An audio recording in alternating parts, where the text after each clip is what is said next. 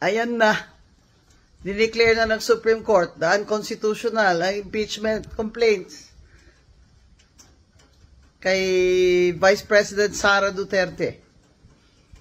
Nakasaad po kasi sa ating saligang batas, ang konstitusyon, na ang impeachable officers, kagaya ng Vice President, ay pwede lamang ma-impeach minsan, once lang, sa isang taon, bawat opisyal na impeachable. At ano po ang ginawa dito ni Speaker Romualdez?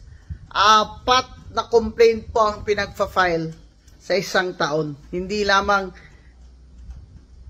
2. 4 talaga. At kaya sagot ang House of Representatives at ang Speaker ng Supreme Court. Sagutin ito mga katanungan ito.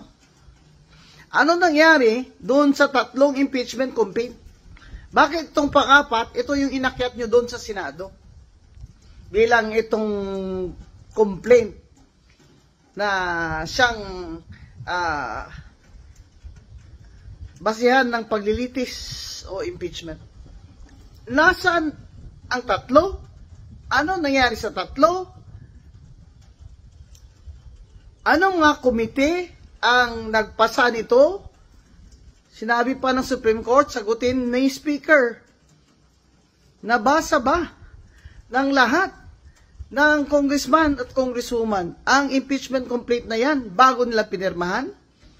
Di ba may narinig tayong mga haka-haka dyan, pero palagay ko totoo yun, na pinatawag daw ang mga congressman na mga majority, mga congressman na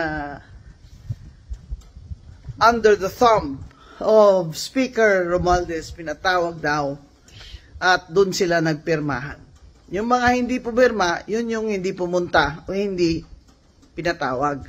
Kaya, ang tanong ng Supreme Court, nabasa ba ng lahat yung impeachment complaint na yon? Yung pang-4 bago yan pinirmahan ng mga sumang-ayon? Hindi na po sumagot. Yan ho ang problema. Kung ating House of Representatives ay sinasabi niyang siya, ang Speaker, ay hindi po niya sasagutin ang Supreme Court. Abay, ngayon ka lang makakita ng sabi democratic na bansa na ang House of Representatives ay ayong sumagot sa Supreme Court. Sa Amerika na. Pag pinapasagot ng Supreme Court, sasagot talaga lahat ng mga opisyalis ng gobyerno. Aba ito, talagang saksakan na talaga ang kapangyarihan ni Speaker Romualdez sa ilalim ng administrasyon ng kanyang pinsan ni President BBM. Ito ay isang dagok na naman, hindi lamang dagdagok ito. Saksak ito sa dibdib ni BBM ang ginawa ng pinsan niyang Speaker of the House. Sa pagmamadali nilang talagang tanggalin si VP Sara para wala na siyang kalaban sa 2028, ay lahat ginawa nilang basta mapadali lang. Kaya ngayon,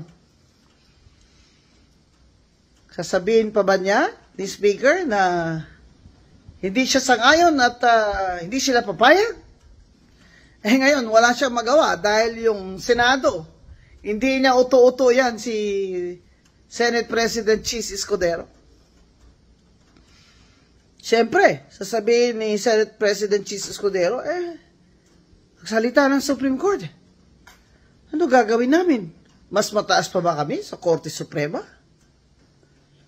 Mas mataas pa ba ang House of Representatives under Speaker Romualdez sa Korte Suprema?